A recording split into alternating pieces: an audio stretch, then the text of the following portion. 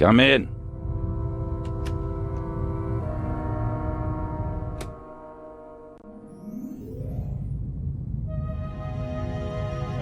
Constable?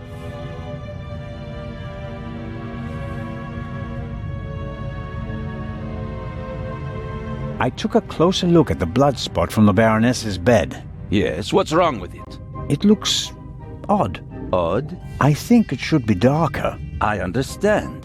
The iron in blood causes it to darken the longer it's exposed to the air. Right. And... We don't have time to waste. Dr. Gebhardt, examine the body thoroughly. He would have noticed if anything was wrong. And you trust Dr. Gebhardt completely? I trust everyone as much as is advisable.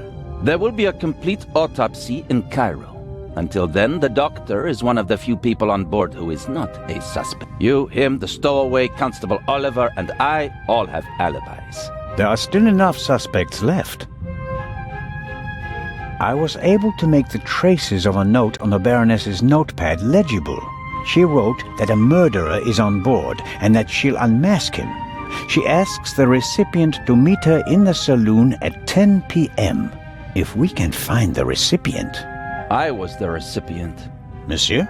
When I entered my cabin last night, I found a message on the floor. Someone must have slipped it under the door. Why didn't you say anything about it? I didn't know that I was obliged to. We are partners. Not really. You're helping me out until we reach Cairo, because you somehow managed to remain on board. But... I'll choose when and with whom I share information. You can accept that and continue assisting me, or you can spend the rest of the journey on a deck chair thinking about missed opportunities. And none of this is by any chance related to the fact that the message doesn't suit your Raven theory. The Baroness knew the murderer from the past, and he was already a murderer when he boarded the ship. The Raven was always just a thief, not a murderer. Careful, Constable. Are you accusing me of perverting the facts? Of course not, monsieur. Then let's get back to work. Good day, Constable. I found feathers in the Baroness's cabin. Really? Yes, they were in a vase next to the door. I hope this is leading up to some information that justifies this interruption. Some of the feathers are singed. Show me. Well, you may have something here. I think that someone fired a shot through a pillow or something like that, and the muzzle flash scorched the down. Yes, possible. Try to find the pillow and we'll take it from there. I'll be in touch if I uncover more clues. Very well.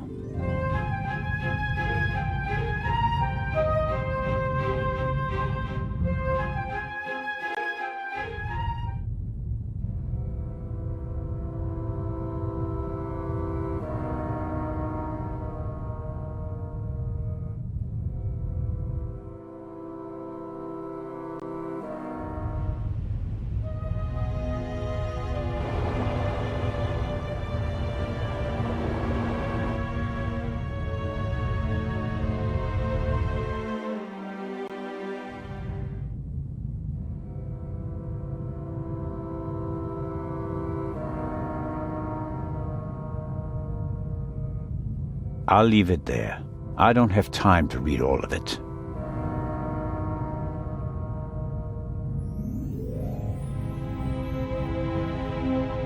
Good work. There's something in there.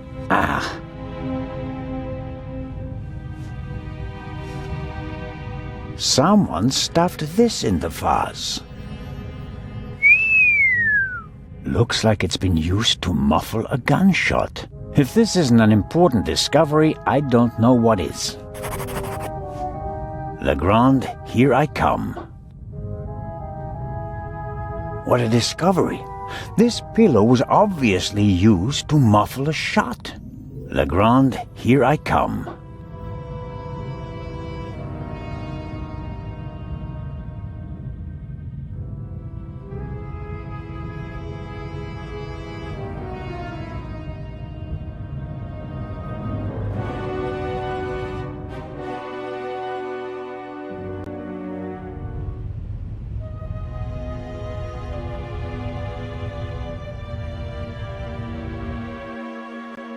A singed pillowcase is proof that there must have been a second gunshot.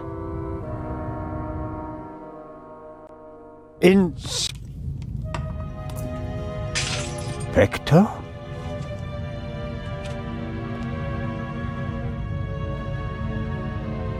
Can't you knock? I didn't realize. I'm not getting anywhere. I'm going to question each passenger individually. Anyone without an airtight alibi will be checked for gunshot residue. But, Inspector... People trip up when you put pressure on them, Constable Zellner. The Raven is nervous. He's changed his methodology and become a murderer.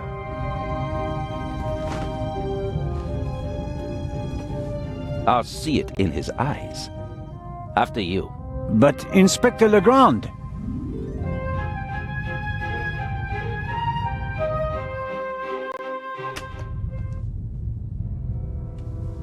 We have no proof that the Raven and the murderer are the same person. Quite the opposite. The Baroness's message hints at the fact that she knew the murderer and that he'd killed before. You may not know it, but I do. I will catch him, with or without your help.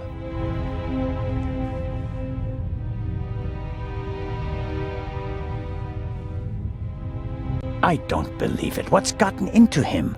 Oh, well, it makes no sense to tell him about my theories if his opinion is already set. I need evidence. Or better yet, the murderer. I also need his lab if I'm going to get anywhere. I need to get in there somehow. And I really need to talk to the stowaway. He may have information, and the inspector will just ignore him, since he's too young to be the Raven.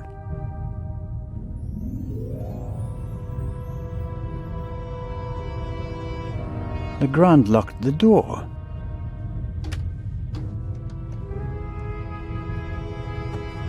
The lock isn't especially secure. If I had a wire or something like that, I could probably pick it. I need something to open the lock. The key would be best, but a wire would do.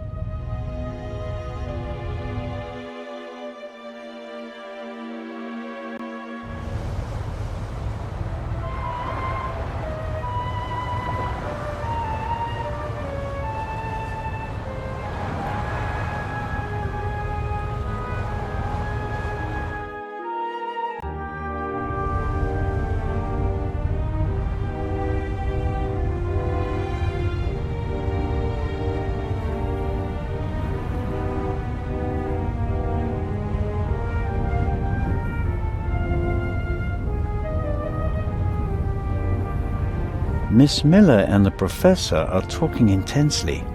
She seems pretty relaxed, by her standards. Miss Miller and the professor are talking intensely.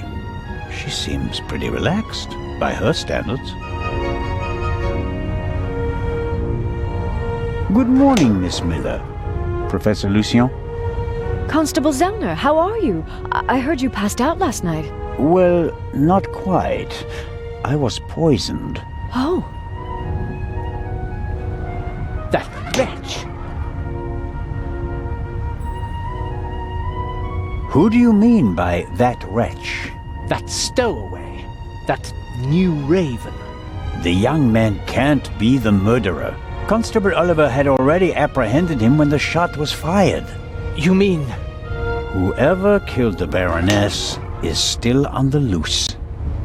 I think I should take my leave. I'd like to rest for a while. One last question, Professor.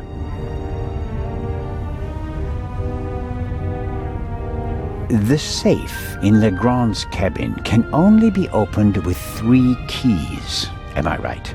That's correct. We sent the first to Monsieur Mokhtar of the Egyptian Museum via air freight. I have one, and the inspector has the other. But it was originally planned that someone else should carry the 3rd key, right? You are well informed, Constable. Baroness von Trebitz should have had it. But then there were concerns, and for that reason, Inspector Legrand took it himself. Was that his idea? Well, yes, you could say that. I want to go back to my cabin. I'll see you later, Mary. Oh, of course. See you later.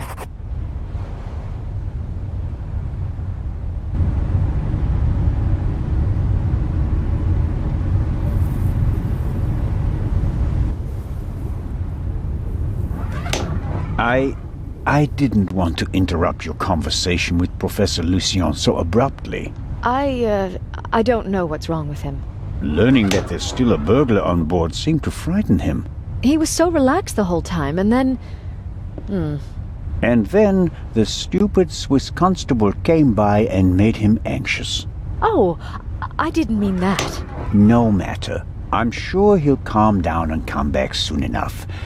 May I ask you a few questions? Of course. How is Matt? He seems happy enough. After all the commotion, he's already back to his old self again.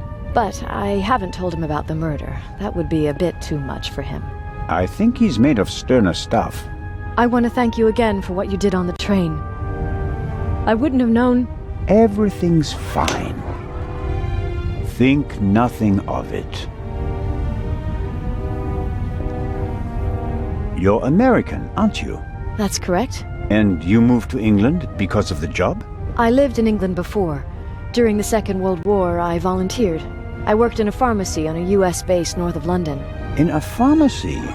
Interesting. Well, it was the war and everyone was sent where they could help best. Please, go on, Mrs. Miller. After the war, I studied music in London. I met my husband there. We married and went back to the States together. He was also American? No, English. But he said he had problems with his family and he wanted to be as far from them as possible. And you gave up your studies for him? Well, yes, I did. Life as a single mother couldn't have been easy. It was pretty tough then. I worked from morning till night and it was still only enough for the bare necessities. And I couldn't give Matt all the attention he needed. And then Lady Westmacott entered your life. It was like an angel appeared to me. She must have offered me the position out of pity. I had no experience as a carer. She made me a generous offer. I couldn't believe it. And she really adores Matt. She's offered him a good education, and now he has every opportunity in life. An almost unbelievable story. I'm still afraid that it's a dream and that I'll wake up one day. How does it feel to work for such a world-famous person?